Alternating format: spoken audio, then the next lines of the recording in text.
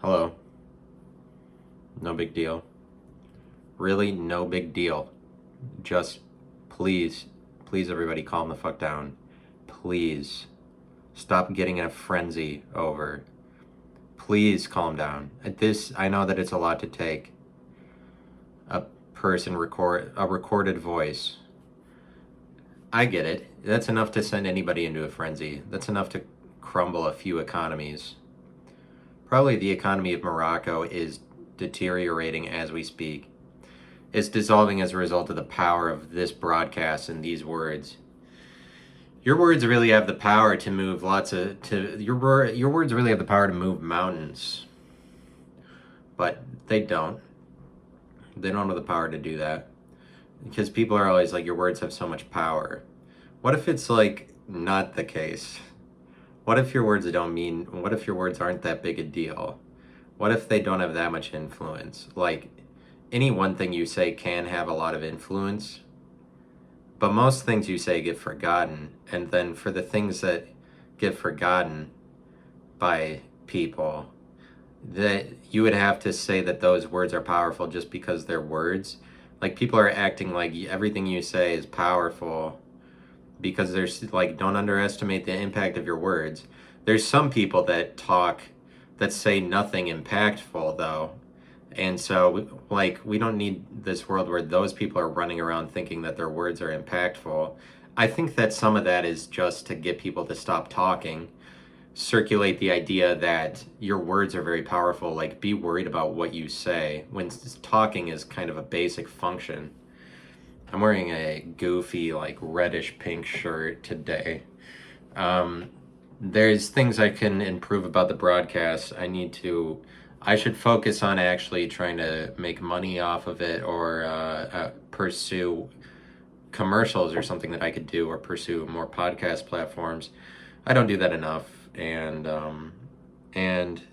like, I should buy like a camera instead of recording them on my phone so that I don't screw up any of the recordings. But we all have flaws, and it wouldn't really matter because at least I put the audio out there, and that's better than nothing. And it's really at the point that I think that I'm doing more harm than good that I stop doing it. And it's just rules that would prevent you from doing it or continuing.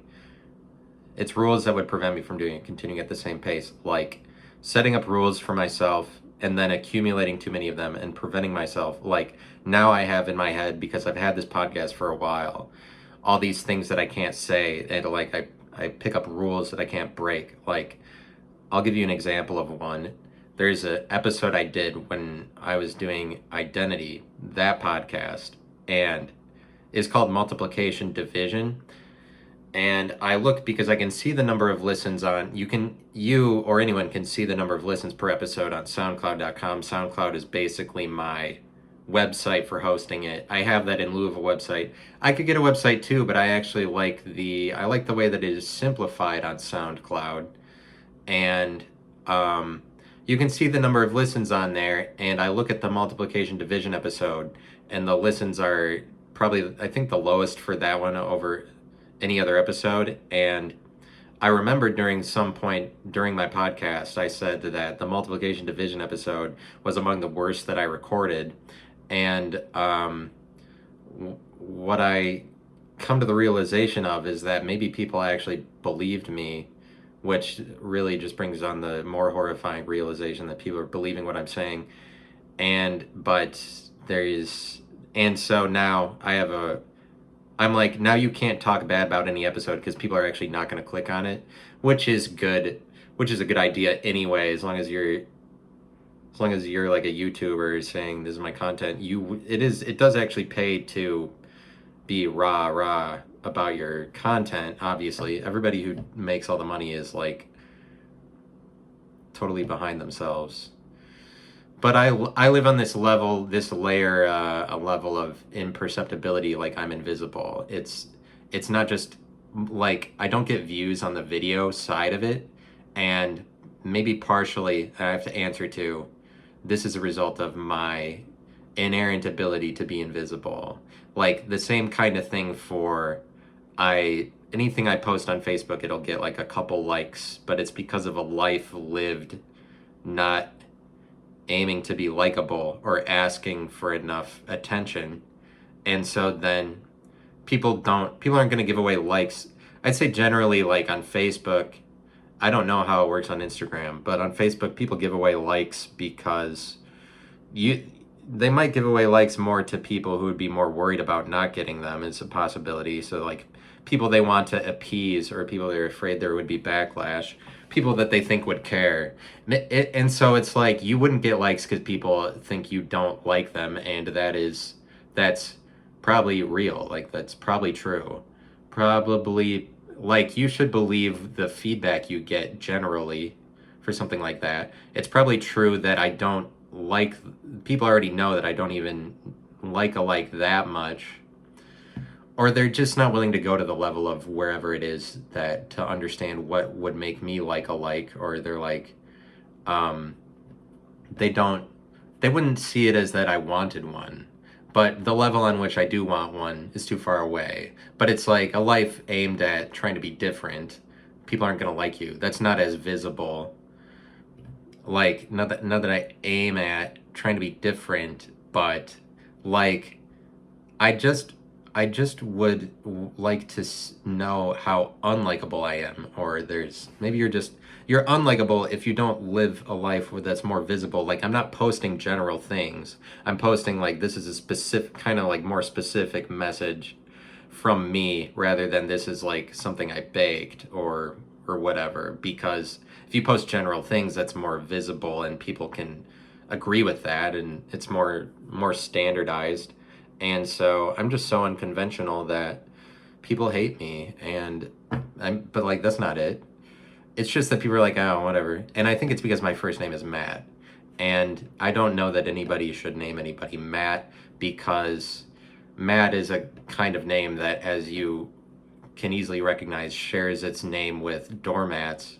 And doormats are the thing that you walk all over. Everybody walks all over it, and then they don't even invite it inside. Like, I'd say that in life, I'm not really invited. I wouldn't say that I'm invited, but but I accumulate rules. I'm like, oh, you can't say this because this person or this group of people doesn't like that. It's like having lobbyists. Like, the more I make this, the more it's like you can accrue guilt if you really just, like, if you need to follow rules, you're worried about protecting it so you don't lose audience members. It becomes like more you're connected with lobbyists, but a lot of that is shit I'm imagining, but you would be imagining it like in every circumstance, because it's like, it really doesn't matter at the end of the day. And like, you name me Matt, and that's an issue. You're going to war with me. You're trying, like, what I'm saying is that people named Matt, you don't have to respect them, and that's how you address people named Matt. Think about the Matts that you know. Are they active or are they passive? The answer to that is they're passive, because they've lived an entire life of people addressing them like they can walk all over them because they share their name with doormats. And don't act like there's no stigma over a name. Like, and this is something that you see on TikTok a lot, something that they break apart, people making TikToks, is that, like, relationships that everybody has just for having the same name is kind of a thing. Like, everybody named Jerry does this or whatever. Everybody named Matt does this, and they have these qualities, and there are consistent qualities across these people, and there would have to be some consistency. The identity that you share with everybody that is your first name, there would have to be some qualities that all of you share just as a result of that, because the rest of the world all addresses you in a certain way that's like stigmatized, because they're not who you are. And like, it is like that. The people who share your first name are on some level the same as you, but like, that you would be named Matt and there's a name for doormats, that I don't think that helps anybody out, that you name Matt. Like, there's this SNL skit where it's a Darth Vader undercover boss, like, and it's like Star Wars themed undercover boss, and Kylo Ren is is the boss, but he's like going undercover. But he goes undercover as a guy named Matt, just like a new worker named Matt. And the way that Leslie Jones says his name when she's trying to teach him something new, she's like, "Oh yeah, what are you gonna do about it, Matt?" Is the way that all Matts get addressed. Like, that's accurate. That's the way that you get addressed if your name is Matt. So if you want to know what I'm talking about, watch that skit. It's not, I don't think it's something you should name somebody. So I could be like, my name is Matthew, and you have to call me that, but I don't hate myself enough to require everybody around me to use my full name and have to deal with that. I've tried it briefly once, and I was like, geez, I am a prick for asking that. That doesn't, it makes me feel stupid and retarded. Like, I don't hate myself enough to make everybody call me that, to call me Matthew. I'm just saying, like, nothing wrong with Matthew really, but a full name, and anytime you have to make everybody say your full name, like, it's not good for the population. That's not good for anybody.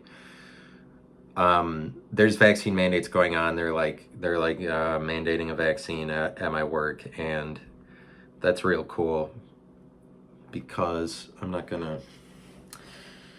it might be the case that I got rid of my job before I got that vaccine, which is what would happen. But just sharing that for free today. That's a picture of my life. But you can only go so far. Like, I don't want to I'm only allowed to say so much on here as personal matters. I need a higher level of encryption. Like, you can't just be let in on my life. But the question is, but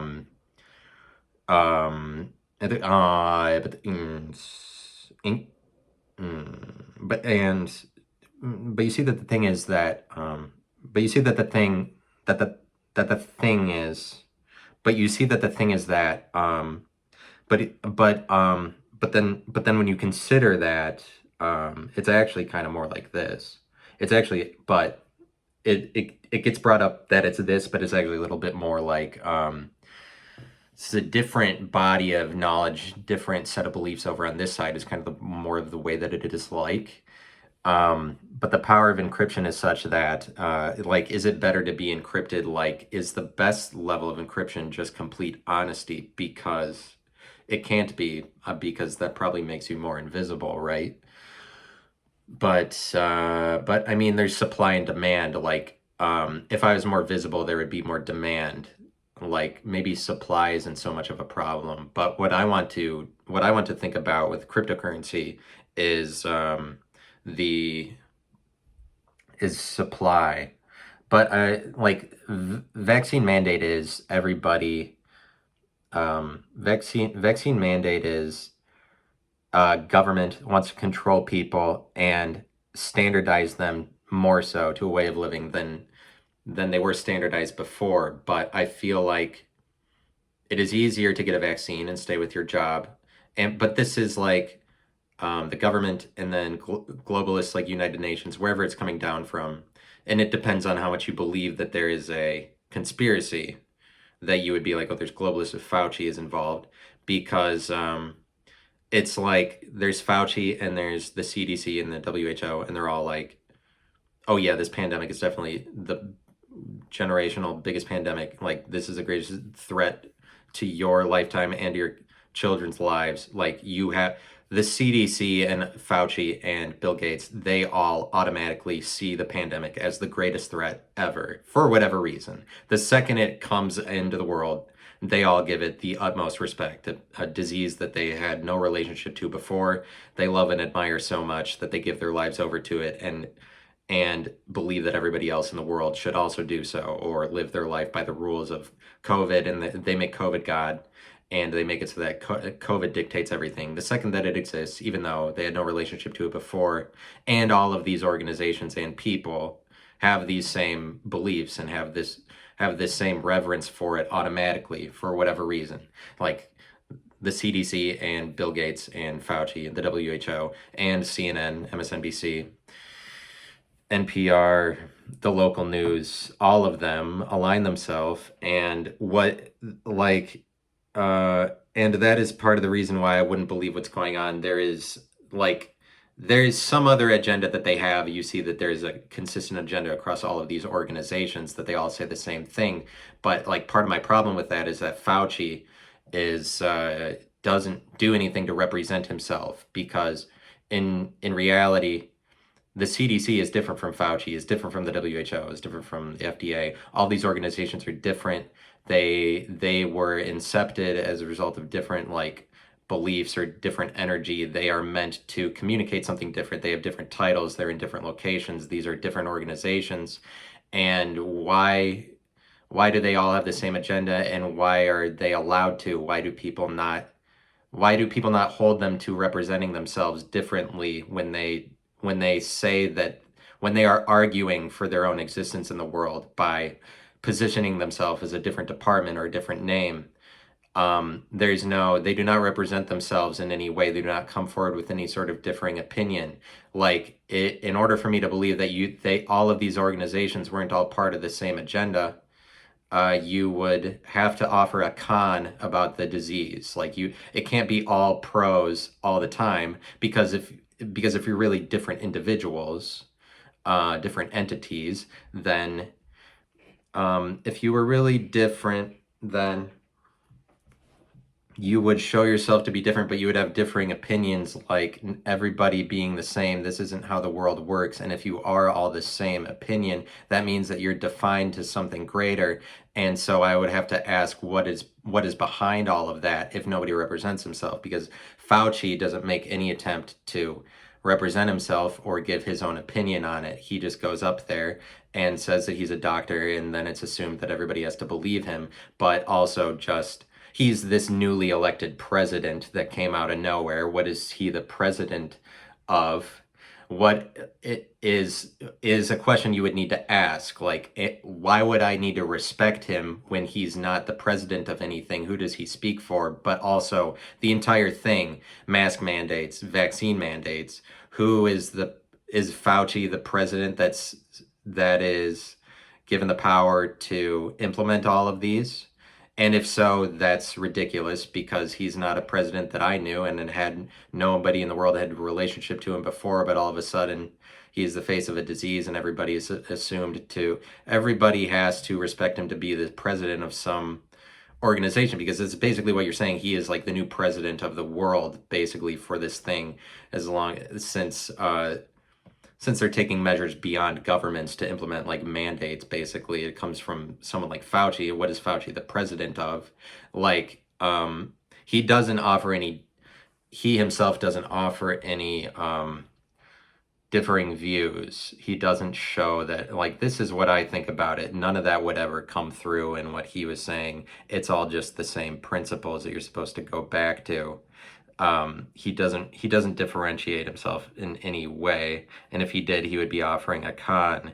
But this is exactly what a conspiracy is, and it's really because they're all of these entities are breathing together, and you calling it a conspiracy, and so then people who don't believe you write you off and call you a conspiracy theorist. It's more like you're a conspiracy locator, but you have people, you can locate the conspiracy pretty obviously, because all of these entities have the exact same, it's as basic as them breathing, because that's how hard it is to find a differing opinion amongst any of them, and not any one of them. The CDC comes forward with no opinion differing from the establishment or the United Nations, or just organization after organization, person after person, that has all of these same beliefs. All of a sudden, the second there's a disease, you know that there is an agenda. This would seemingly be obvious. I would have thought, there is an agenda. And so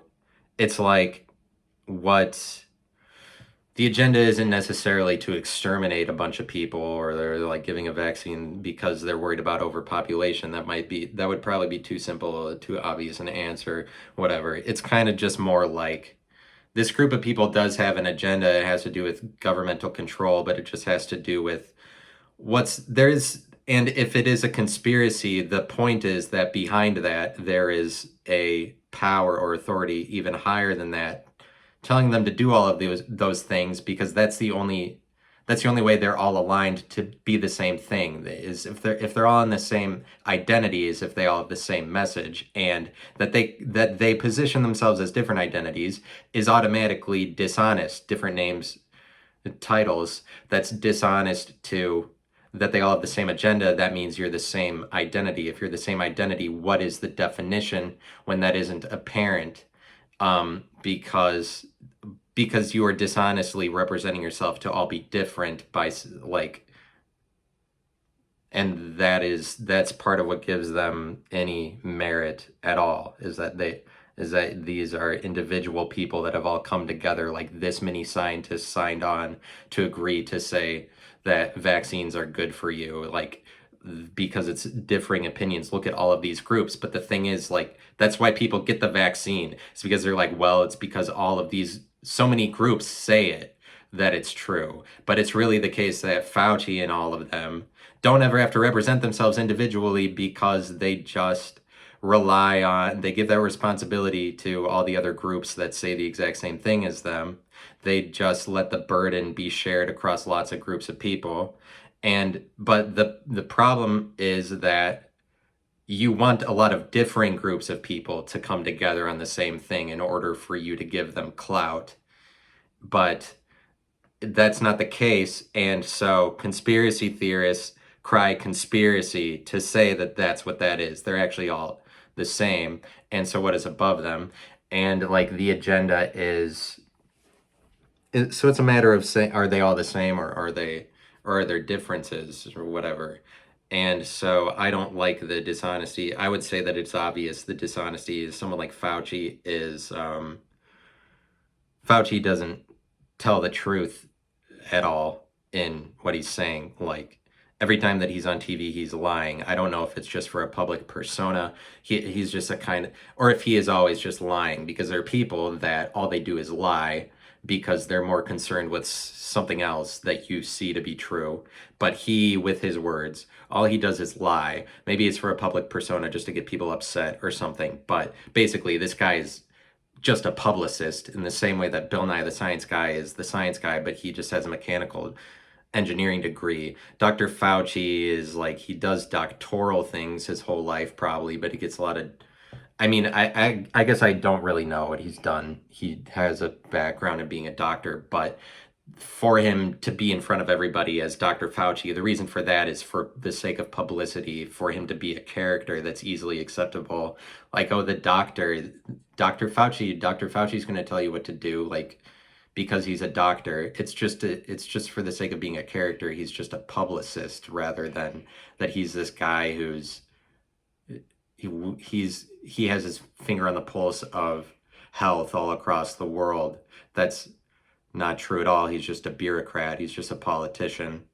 And it would be, recognizing him as a doctor is just playing right into their hands. Like, that's the whole point, is that you're like, oh, he's healthy. But it's kind of like, at this point, you forget about it. But you still say, people who don't agree with him still recognize him as a doctor without even thinking about it. So it automatically gives him authority. But like, so what is the agenda? I think that what's weird is people ignore the obvious answer, what their agenda would be. Here's the obvious answer.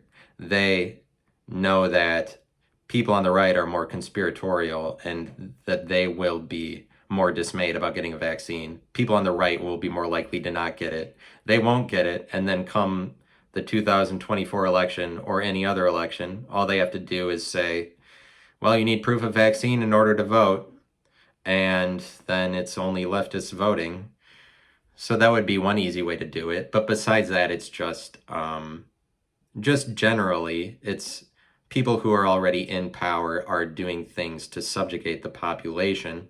And it would be naive to think that they weren't aligning themselves in order to consolidate more power to themselves. Like, if they weren't people in power, as if people in power aren't going to do everything in their power to get more power.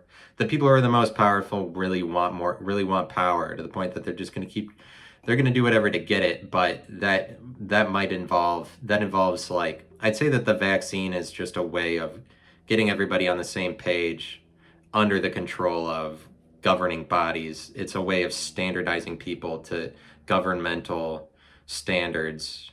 And there's just like more control in a world that is becoming more and more uncontrollable, more and more decentralized. The world is becoming more decentralized. Centers of power are dissolving. Central banks are dissolving. But it's a way of standardizing everybody, or creating this it's a way of standardizing everybody to something in a world that is becoming more and more destandardized. It's kind of like it's just reinforcing that the government does have the control that the government says it does, or at least, or maybe they're just testing it out, but it's not that they're testing it out. They still think they have that power, and they want to wrest control from everybody while they still can, and before it's too late too. They need to implement measures like this because the world on its own is becoming chaotic. People are becoming more uncontrollable. You can control everybody to a standard by making it so that everybody takes a vaccine, and so they mandate it for federal workers, and this is like the vaccine becomes more governmental. It's because the whole thing is already more governmental, and you buying into the reality where you need to take it, and where everybody is the same in taking it, is more buying into a governed reality rather than a decentralized one. But like, the world is becoming more uncontrollable. It's like the government needs to wrest control from they need to take control back before it gets too crazy, and part of that is getting everybody to take a vaccine. But it's just that going numb. I would say that getting a vaccine is more in line with going numb, or just taking the easy way out. Like, it's not like it actually numbs you, but I don't really like the direction of that. And also, it's very discriminatory to mandate a vaccine across the entire population, obviously, because there are people that don't want to get it. It's discriminatory to say that that group of people doesn't exist, or they're like being selfish. It's because there is that group of people that don't want to take it, and they're just more sensitive than people who are insensitive. People who are insensitive are not like, if you're sensitive, you don't get a vaccine, or you're worried about it because and there's different ways of being sensitive, so you argue differently, but you're sensitive because you're sensitive to what's out there about it. I don't want to take a vaccine myself because I don't want another thing to blame shit on. I slightly more paranoid. I don't want another thing there's a vaccine in my body, and then I can blame, I'll have an ailment. I don't know if it was a result of the vaccine, because I'm sensitive to these extenuating, just external factors that I can't control. And so there's people conspiracy theorist people like Alex Jones capitalize on this sensitive group of people, this sector of the population, by running all these stories about the shit that you can't control in life. Like, Alex Jones is hyping up 5G is rattling your DNA. 5G is something you can't control, and then they just implement it nationwide, and that it's rattling your DNA. You're just going to waste time or worry yourself needlessly thinking about it. You can't control it. But there's these people that are sensitive to that kind of thing, or they're just sensitive to that, and then the insensitive people don't like to recognize that kind of sensitivity that plays out in the sensitive. But I'm saying I'd be more sensitive to just what is around me, kind of just what's in the air, shit that you can't control, just what's in the air about. And so you don't need to be sensitive to stuff like that, but it'd be discriminatory to say that these, but what you get feedback of if you don't get the vaccine is you're actually just saying fuck you to everybody. That's the most selfish act, and how dare you not do that for the good of humanity, and that kind of thing. And it's just that that out of a vaccinated person, first of all, that shouldn't fucking matter, because you're vaccinated. What would you worry about me giving you a disease? You took a vaccination. If you didn't get immunity from that vaccination, it wasn't a vaccine. You didn't get vaccinated from anything. If I'm able to give you a disease, Why the fuck would the vaccinated care about the unvaccinated? It's the most petty thing on the planet. It's really just a thing about identity. It's just like ultimately, it's not anybody concerned about anybody's health. Like, oh, you're making the world unhealthy or you're making yourself unhealthy. Do what's right for you. Don't put yourself in a bad position. Get the vaccine or whatever. And it's really just a matter of it's just a matter of people want everybody to be in the same group as them to some extent. They're like, you have to get the vaccine. Like, aren't we all? They want everybody to go more numb the way that they are. I would say it's like going numb. You're adding, like, I would see it as at least a little bit more of a numbing agent if you're getting a vaccine that you don't need, especially if they then make you take booster shots, but you're just aligning yourself with the standard of governing bodies and a more governed world, a world where you're subjected to people and don't have to, like, they make the decisions for you, but it's like the people in power are trying to conform everybody to this as best they can. So they're trying to get everybody in line with that the identity you want is the vaccinated one. And then people who are vaccinated are like, they want everybody, they want people to be on their side and be vaccinated like they are because they want everybody to just, like, isn't it easier to go numb? Because it is, I'm saying that because it is easier to go numb. It's easier to, like, that's a smarter choice than to imagine, like, than to imagine that you're outside of government. It's easier to just go with what's in front of you, because if you're taking is, I would say, a more difficult road, it's more imperceptible and more invisible because you're allowed to publicly state, I got a vaccine. You're not really allowed to say, I didn't get one publicly. It's just that this thing is equivalent to Trump in 2016 in the exact same way that you would have been discriminated against for saying, I'm about to vote for Trump ahead of the 2016 election, because out in the open and publicly, the only acceptable thing was to say that Trump sucks, like whether or not you say you're going to vote for him, or that you were voting for the left, or like Trump is shitty, how dare he, whatever. Like, we all agree with that because that's what the media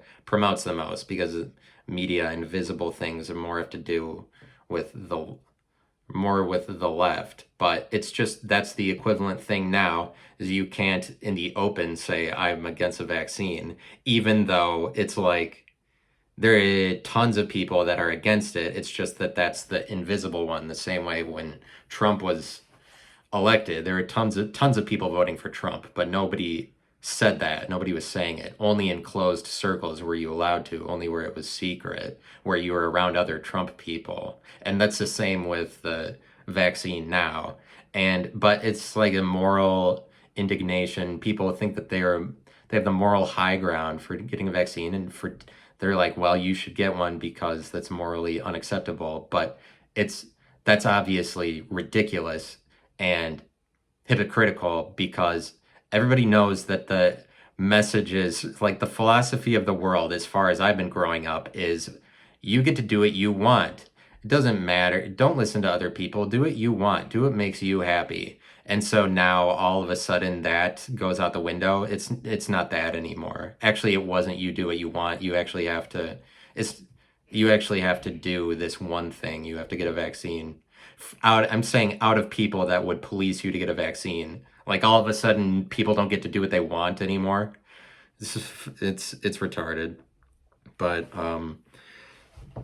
like, and it's not, and it's political, even though this is like an activity. But that's the thing, is that the governing bodies mandating a vaccine are making the divide a physical act now, where they're like, and it's kind of like you mandate it in government and you push out all the people who aren't going to get it, and then you make everybody in the government on the left is part of it. It's like they're, in some sense, it's just trying to filter out the people that they don't want, but it's also just overall, it's a one world system and it's globalists that engineer this whole process and try to implement it. They want a one world system. And so they want as many people to do this as they can, so that they have herd immunity over the people who are unvaccinated, basically. And so that they have that herd immunity, and then they at that point could implement a system maybe without too much dissent. If it was really the case that like 95% of the people got the vaccine, then they could move on with a world where they got rid of the 5% that they didn't like. It's just a way of dividing people and discriminating against the people that are already against governing authorities. It's like, and implementing a one world system where everybody is in line with what they're doing. And for the control of that, it's kind of like taking back control of a world that's becoming more decentralized and then ordering them all to the standard. It's easy to do that when all of the people are the people that are more easily ordered all of a sudden. And and in doing that, they can re-border, re-parameter the world, reformat it the way that they want. Like they're creating a standard for you. Like they're putting forward a new standard, which is everybody get the vaccine, and then everybody who has it then is different from people who don't, and then that in doing so they reformat the world to their own, to a new government, and then in reformatting they can do like a great reset, and that would be easier to do when the world is now only full. But it's kind of like they're doing that regardless. They have created this new world by doing that standard and all these people agreeing with it. But the question is whether they really have the resources and the power to make that world the predominant one over the alternate world of the unvaccinated, which is like they're at war with. It's like a war that's going on, and so they really already have reformatted and created their own world that they would, in that world, for those people, I believe, that are vaccinated, they would try to implement the rules of the Great Reset as they put out in the book, The Great Reset. But that whether or not they're able to do that because they want to do it worldwide, they wouldn't be able to if there wasn't enough of a majority, basically. Just they didn't have the numbers. But like,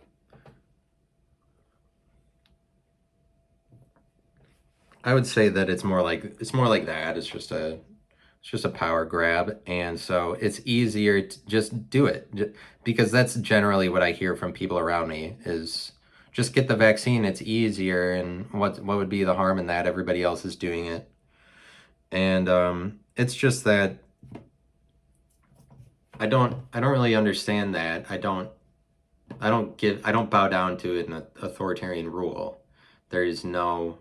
I would already not, for some reason, and that's why it's discriminatory to put me in a position of like make me get a vaccine, because I'm already on the side of conspiracy. Also, none of these Fauci or anybody is doing anything to try to communicate, offer an olive branch to the people who don't like it.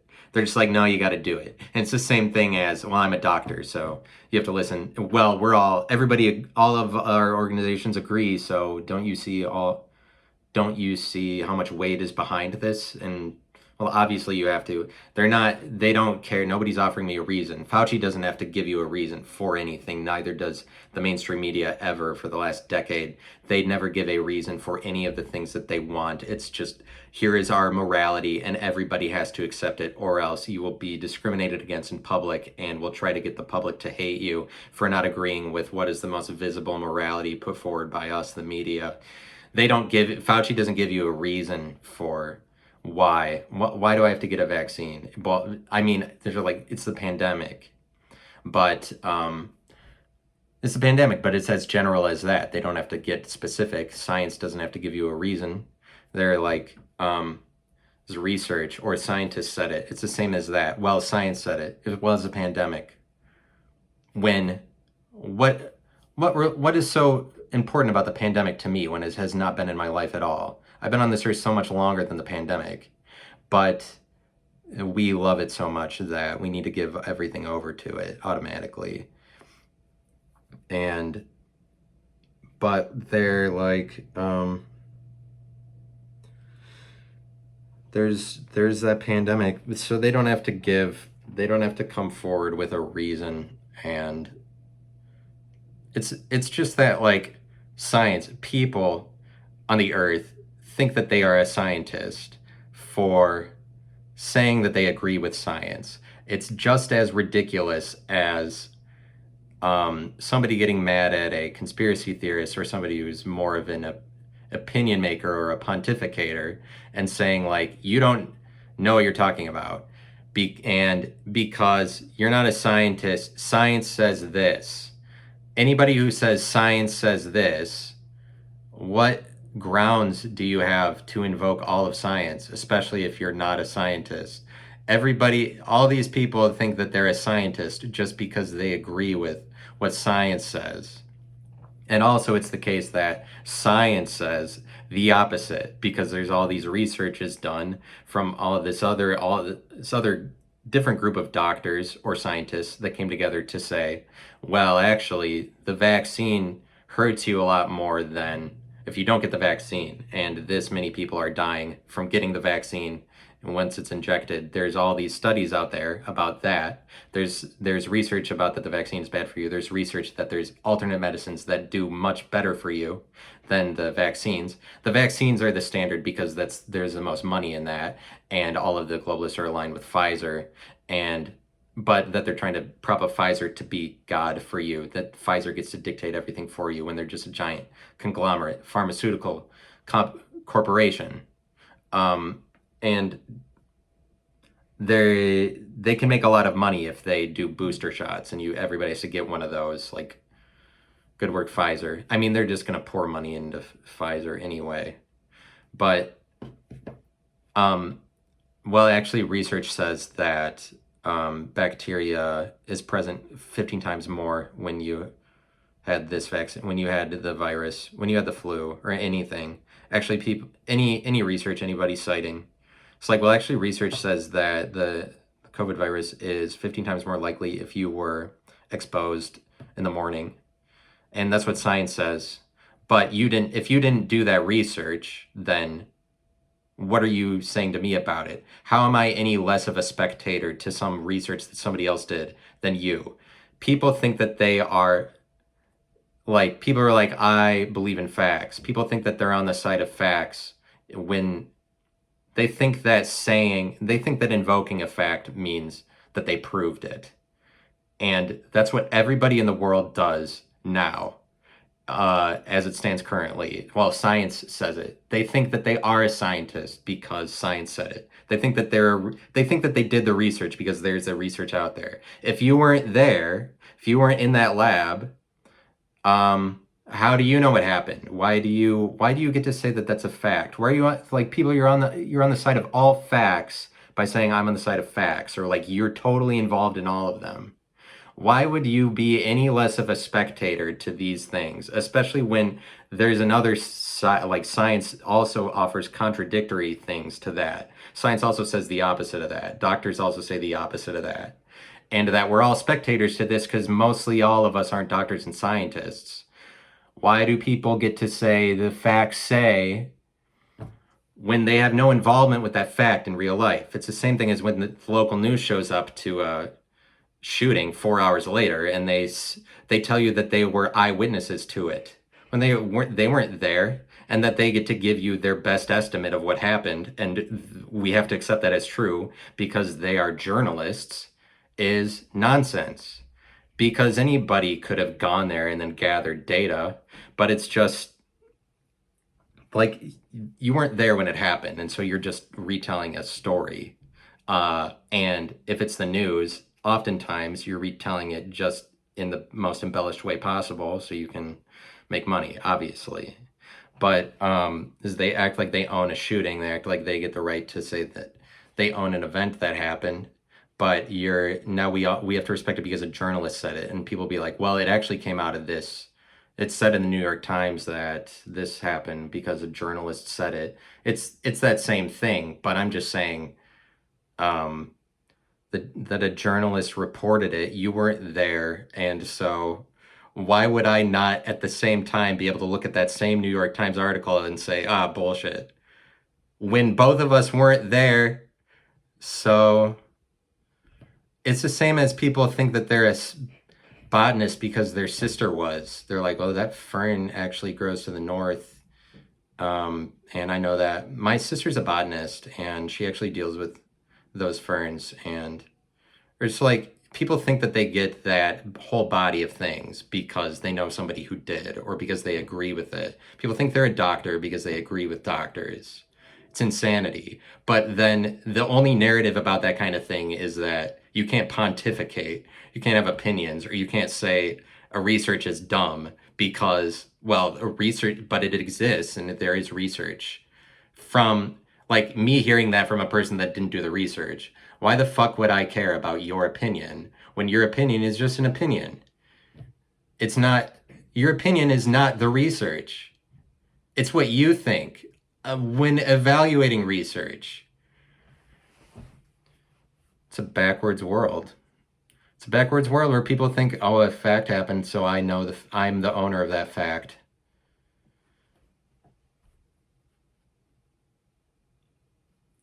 I could stop right now. Stop right now if I wanted. It's a world that is bent on, the world is going in destandardized directions, like decentralized ones. It's getting off of standards, centralized instances. What I wonder is what this does for entertainment, because I look at the podcasting landscape. I'd say it's a little bit bleak, because I don't know that can advance anymore. And like, it could, I just don't know what the end result is. I think that like Twitch probably will be fine in the future. Podcasting, like a group of 3 people talking, maybe is dissolving. It's like we are being de-standardized to that standard. But even entertainment is centralized. Like me making an episode that is on its own, the episode is a point of reference and is like somewhat centralized. But you, like me making a longer episode where I just talk for an hour straight, this is more decentralized than something that somebody cut together. That's more of a product, like something that they edited, they did broadcast for an hour and then they edited out 55 minutes to make like a 5-minute product. That is more, it's more edited and more manipulated. But what I'm doing, my thing would be more decentralized in comparison to that. Like decentralization goes in the direction of expanding the point of reference. You see more of it, I believe. But it's like one episode I do is a point of reference, but a whole podcast, like Joe Rogan's podcast, is a point of reference. And I think the world is just going in a decentralized direction in every area, to the point that like recording, it would seem to me that the direction of recording yourself and then putting that out there is that at some point, I don't know how soon, maybe like 50 years, the only standard that you'll be able to go by is just recording your entire life and editing nothing out, because that is the direction that it goes, and that is more decentralized. Because at the other end of that spectrum is like a Hollywood movie or TV show, where like a Hollywood movie, they shoot for 1.5 years and then you watch an hour of it. And so they've really manipulated it to show you what they wanted. And it's like, then reality TV becomes a big thing, but YouTube makes it so that you're just, more realistically, this is me in my home just talking about some funny thing. Like the product that you have to make, the standards become more real rather than faked and manipulated, constructed, taking only 1.5 hours out of a year's worth of shooting. Like so it goes in a more recorded direction. Obviously, like Joe Rogan is more decentralized in comparison to Tonight Show, because it's more, just the conversation is longer. But it's like, it goes in the direction of you just record your entire life and then edit nothing out. Like that's as real as possible. So it's just, you're seeing like whoever is willing to go to the length of just showing you everything, because that would be pretty boring. And that's what people are afraid of publicizing, is that, and why people don't quickly graduate to that is because you would assume that people don't want to see your boring life. But in reality, they would probably just like to hear the things about you and just see the boringness play out, because the harsh truth of the matter for everybody is that their life is boring. And even when you are if you don't make any content, if you're just talking to people, this is like making content where you are taking the highlights of what happened in the last 2 weeks and then sharing those stories. Like, nobody really sees the heart, like, nobody really gets to see, if they don't know who you are, how boring your life is. Not everybody's life is boring, but most of the time, most people are just sitting on the couch or doing whatever. And I just would imagine it goes in the direction of, at some point, just you have to record literally everything, and then that's all that you can do. Because things are going in a less standardized direction. Right now it is more standardized because the parameters are more obvious. There are more borders, like, and editings, and it has to last this long, but I think that podcasting goes in the direction of, like, I think that it's a lot like music, and the same way that, like, you could follow the trajectory of rock and roll and popular music over the last 60 years. And so in the 60s and 50s, like in the 40s, it was kind of more big band and swing. So you had lots of people. And I mean, not that you didn't have soloists, like a soloist and then a giant band that you named the thing. Like Elvis, I think, used to be tied with a band. And so it's like, it's not like there weren't examples of soloists, but I feel like in general, the focus in the 50s and 60s, and like starting there, because maybe that's when it came more into focus, just the importance of popular music, or at least as far as I know about it. But what I'm saying is, it used to be more about bands, and that's what you have with podcasting now. It's like a group of 3 or 4 people talking is typically what we consider podcasting to be. The same way with, like, rock and roll or popular music. We typically saw it earlier on, 60s and 70s, as your band. Not that there aren't soloists, the same way that it is now with podcasting, but what I'm saying is that it became more and more over time with music that we just started to focus on soloists. So we're like, oh, all that matters is a voice. That's what we like, a really good singing voice. It became that eventually as a result of, like, commercialization, or because it's more like you're a hero if you are making your name off of your own individual voice. And so, like, that alone is something that people like about it. But I'm saying that the direction of this is, it goes from group to individual, at least in the area of music, but it does that in lots of areas, like just integration to derivation, is that something starts off as an original where there's only one instance of it, like the first time Dr. Pepper was invented, there's one instance of it, and then many Dr. Peppers all across the world, many instances of it, is as a result of derivation from something that used to be integrated as one mentionable thing, and then it just becomes disintegrated. Does the power of, like, something that used to be one, or an original, becomes disintegrated. And so it works that way in a lot of areas, including, maybe you'd say that with music, it's like you have an integrated instance of a band, and then over time we individualize it. So we're just like, we sort of focus on differentiated individuals. We're like, oh, that's what's important. Like, I'm talking about what we came to see as most, like, popularly important. And so I feel like podcasting could actually go in that direction, where we would be more interested in just an individual at some point, but because there is some that is lost when you have to, in a band or even just a group of 2 people, you have to compromise and lose some of the raw emotion that's there from your individual perspective in order to be in a group. And so, as far as you just presenting yourself to the world, there's something to be said about it not having to filter yourself by equating yourself with other people. And so that might be a better picture of reality. And, like, eventually it might be the case that podcasting just exists as soloists. But, like, even though music became more pop music and we're just, like, concerned with individuals at some point, and there's still rock bands then too, so difficult to be a rock band in 2021. And then Greta Van Fleet went on SNL, and then everybody's made those TikToks about him looking dumb when he was singing. And those people that made a TikTok, a meme trying to make fun of Greta Van Fleet, are the worst people on the planet.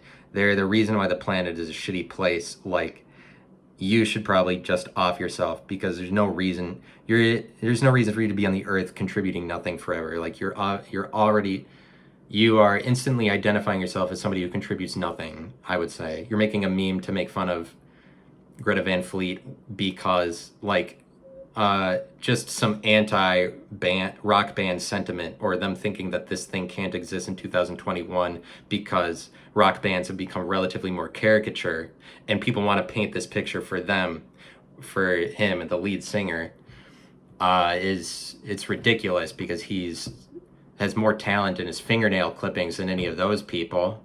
The way that if you would that you wouldn't take a moment to hear how talented, like, the kind of music that they're doing, that you can't appreciate a rock band existing in 2021. That shouldn't happen. That's an impossibility. But it's depressing, and that is cancel culture. That's the reason the culture is dying, is people like that can't appreciate the raw power of a band like Greta Van Fleet. Like Greta Van Fleet is obviously really talented, and she have TikTok, and it's just that TikTok, like, what I'm saying is you might just have to recognize that TikTok reigns. Like, YouTube might be out the window. The standard might just be TikTok now. It would appear that, well, I guess TikTok wins. Like, we're just kind of moving, not that YouTube isn't there and still is probably just as powerful, and probably still will expand. YouTube probably still has room to expand, but it looks like TikTok is just the standard for brand new entertainment, to the point that if you're just a podcaster, you'd be worried about that. Like, because these things change fast anyway. New genres of art and entertainment come and go quickly anyway, and new eras of artists, but they're accelerating faster and faster now. So it wouldn't be surprising if podcasting went about things with this more accelerated timeline, where you see it play out much quicker for podcaster, like going from group to individual, the way that it did for music. If it did play out that way, it'd probably be 10 times the speed as the 50 years that it took for it to do that for music. And that's how quickly we would have the ability to change entertainment. Like, it might just be that TikTok is the thing now. And because you look at the Joe Rogan experience, and it's a little different now even than it was a year ago. I'd say like a year and a half ago.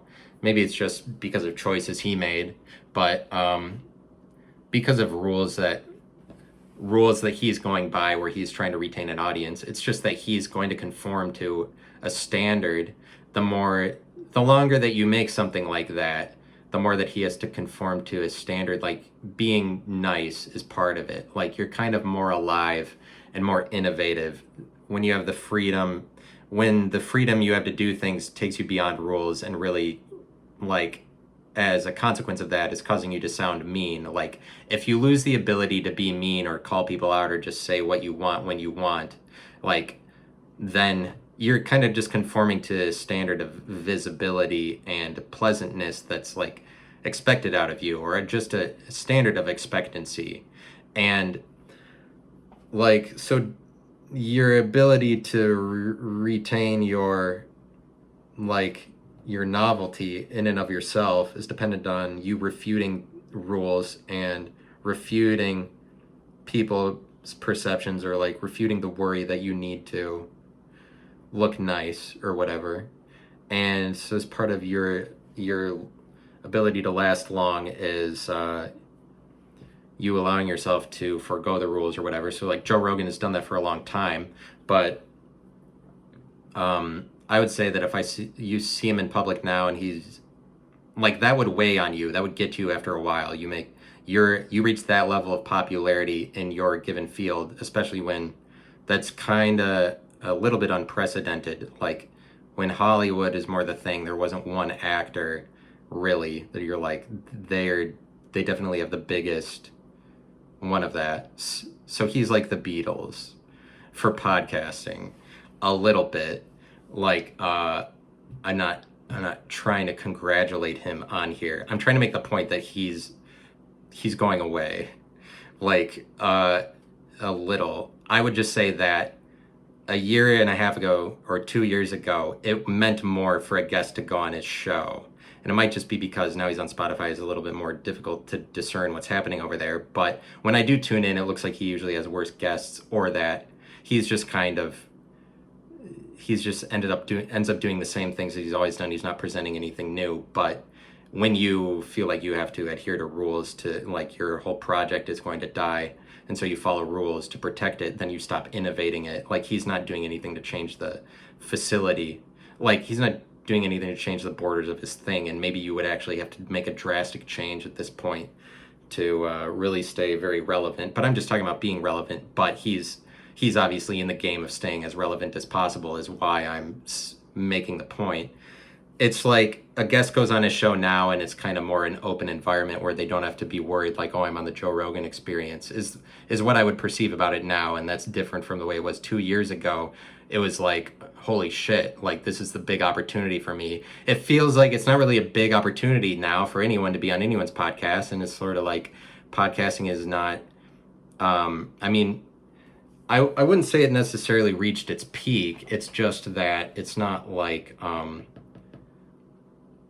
it's just that it has to do with TikTok, and literally, like TikTok being the standard is more a thing, and the way that they standardize it, their rules call for this different level of comedy or whatever it is. And it's kind of like Joe Rogan I wouldn't say he was a very good comedian, like that he was really funny. He was never like really as funny as other comedians, but podcasting is a kind of like a form of comedy, but a variation of it that emerged after stand-up comedy. And it's more suited for people who are like, just trying to be more magical or tap into the supernatural or what is beyond, or present new worlds rather than like, because comedy is about newness. You're only going to make people laugh if it's something they haven't heard before. But like podcast is still about newness. There's a different version of that. But with comedy, like, forget what the point I was going to make was, something like, it's like Joe Rogan smokes a lot of weed, and then that's a lot of what that, like, comedy transforms into that, where people who are aspiring comedians smoke a lot of weed because Joe Rogan is like the standard for it, and he does that, and he is able to be so successful at it. But what's kind of deceiving is that you don't have a very high probability of being very successful while smoking a lot of weed. Like Joe Rogan's kind of more an exception, but it makes it so that people act more like a plant, and plants aren't very funny. Like when you smoke a lot of weed, that isn't really funny. And Joe Rogan, I would say, got less funny over the years, and like what he does is almost more serious. And it's like that's kind of the direction that comedy went in. It's like people kind of like, he sets the standard that much that comedians now, it's more standard for just comedians and everybody to smoke more weed, honestly. Like that's a kind of influence that he's had, and people are more like plants, and the comedy's out the window. And but like comedy on TikTok is a different version of it, kind of where it's more realistic. It's a more real, but that's just the new version of it, and that standard goes against a Joe Rogan standard, like pretty blatantly, I would say. And some of that takes away from his whole shtick, and then his friends that also do the same thing. It's kind of like we're entering a new era, I would say, where TikTok kind of comedy is going to be predominant. And who knows what that means for all of us. I wonder what I'll title this episode. But whatever I title it, you can. Here's what you can do. What you can do is you can buy this episode. I'm gonna make it an NFT by the time that I put it out. It'll be an NFT. I'll put the link to it. You can buy it. You would have to buy it in Ethereum. Not everybody has done that. I think cryptocurrency is the future. I was saying in the last episode, like, you wouldn't know, like I was saying, like, it might be a flaw. You don't know which one would become predominant, or like they're going to change so much you wouldn't be able to find one to exchange in. But like, I say all of these things mostly in, like, I think it's the future that you would want to invest in it. But so you would have to probably buy the episode in Ethereum, but I'm going to put it up for $50. I'm kind of experimenting with putting up every episode as an NFT after I make it. It's for sale right away. And what that does in a world that is becoming more decentralized and where money is becoming more ambiguous, I want to go in a direction of making a creator audience relationship more where the money is shared. I know that doesn't, and I also have a Patreon, and I'm gonna make that too. Like, I'm not gonna be so naive as to try to make money only through selling episodes, but I figure I could try. And so this will be an NFT. You could buy it if you want, so we'll see how that goes. And subscribe to my YouTube. Subscribe to me. Thank you. Goodbye.